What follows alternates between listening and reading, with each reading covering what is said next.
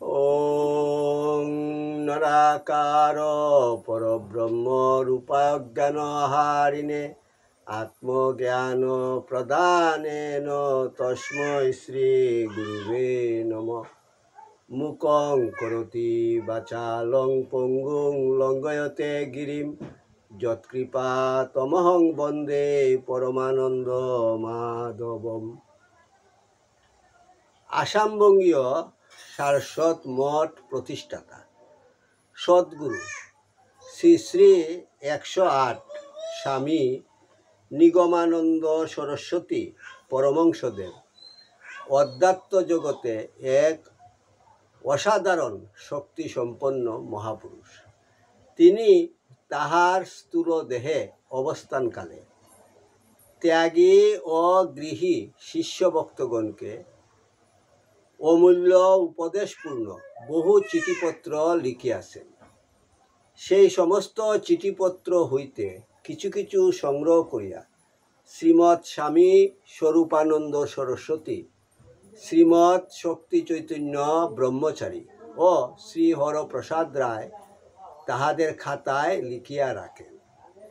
ভক্ত শিষ্যগণের মধ্যে সেই অমৃতময় বাণীগুলি প্রচার উদ্দেশ্যে ঠাকুরের সিটি নামে শ্রী হরপ্রসাদ রায় কর্তৃক উত্তর বাংলা সারস্বত আশ্রম বগুড়া হইতে প্রকাশিত হয়। ঠাকুর, তোমার সিটি পাঠ তোমার শ্রীচরণেই সমর্পণ করিলাম। নত্তা নিগমানন্দস্য গুরু শ্রী পাদ পঙ্কজম তনুমি তৎকথামৃতং তপ্ত জীবন শীতলম। যুগে যুগে মহাপুরুষগণ আবির্ভূত হইয়া মুমুক্ষ জীবদিগকে সত্যের পথে পরিচালিত করিবার জন্য বাণী প্রচার করিয়া থাকেন। তাহাতে মুহান্দ প্রকৃত পথ দেখিতে পায়, বিপদগামী সুপথের সন্ধান পায়। কামুক প্রকৃত প্রেমের উদ্দেশ্য পাইয়া আপন হারাইয়া সেই মহাপ্রেমিকের প্রেমসাগরে ডুবিয়া যায়। আর্তজীবের দুঃখ গুছাইয়া তার চির শান্তিময় ক্রুরে টানিয়া লইবার জন্যই পরম কারুণিক শ্রী ভগবানের এই মঙ্গলময় ব্যবস্থা। প্রকৃত সত্য পিপাসু তাহার জন্ম জন্মান্তরের আকুল পিপাসা এই অমৃতময়ী বাণী হইতেই মিটাইয়া লয়। দুর্ভাগা সে যে এমন সুযোগ হেলায় হারাইয়া ফেলে। কলি উপহত জীবের জন্য প্রচারিত এইরূপ কয়েকটি বাণী ঠাকুরের সিটিতে সন্নিবেশিত হইয়াছে। বিষয়ে অনাসক্তি, শ্রী ভগবানে আত্মসমর্পণ ইহার সত্রে সত্রে প্রকটিত। বেদবাক্যের ন্যায় ইহা ত্যাগ বৈরাগ্যের তুর্য নিনাদে এবং জ্ঞান ভক্তির অমৃত ধারায় হৃদয় পূর্ণ করিয়া মানবকে ভীতিসংকুল জীবন পথে নির্ভয়ে পরিচালিত করিতে অদ্বিতীয়। এক কথায় ঠাকুরের সিটি ঠাকুরের প্রাণের ভাবের পূর্ণ অভিব্যক্তি। বিরলে বসিয়া আপন প্রিয়জনকে লক্ষ্য করিয়া লিখিত এই চিঠিগুলিতে তার অন্তরের অন্তরতম প্রদেশের সকল কথাই ব্যক্ত হইয়া পড়িয়াছে। এই চিঠিতে তার উদ্বুদ্ধ শিষ্যের প্রতি প্রাণের ব্যাকুলতার লক্ষণ আছে।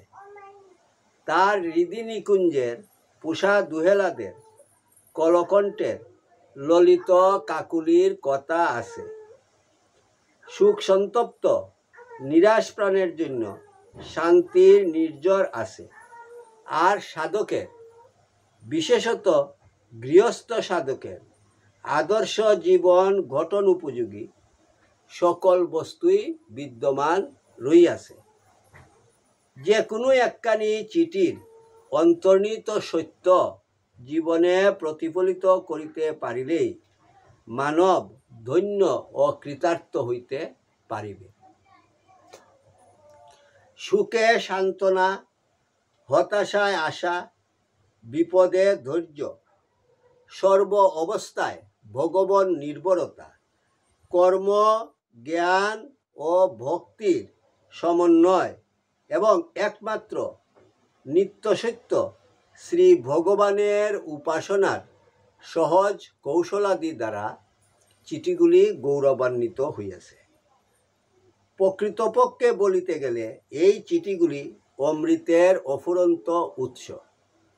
জগৎগুরু কৃপা পরবশ হইয়া জগতে যে সত্যের আলোকসম্পাত করিয়াছেন, তাহা প্রতি মানব হৃদয়ের অজ্ঞান অন্ধকার নাশ করিয়া তাহাদিগকে সত্যের পথে, শান্তির পথে পরিচালিত করুক, ইহাই একান্ত প্রার্থনা। জয় গুরু, জয় গুরু, জয় গুরু। শ্রী শ্রী ঠাকুরের চিঠি 64। শান্তি আশ্রম, 11ই বৈশাখ। বোঝা যাচ্ছে বাংলা সনে এই চিঠিটি লিখিত, তবে সনের উল্লেখ নাই।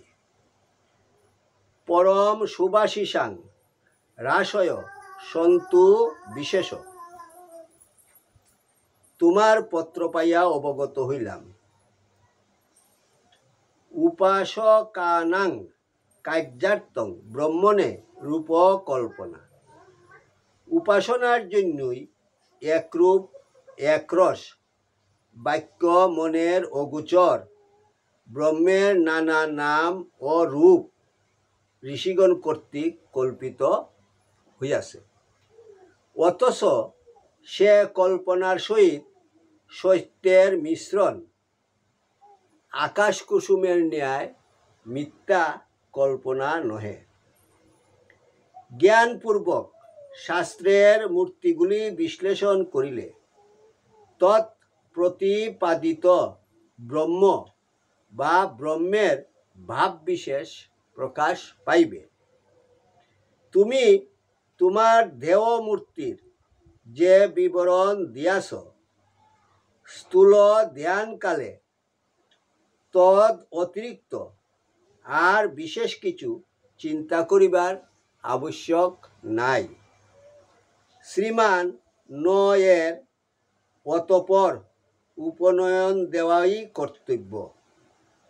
ব্রাহ্মণ বংশে জন্মিয়া যত শীঘ্র জন্মের সাফল্য হয়, প্রত্যেক পিতার সে দৃষ্টি রাখা কর্তব্য।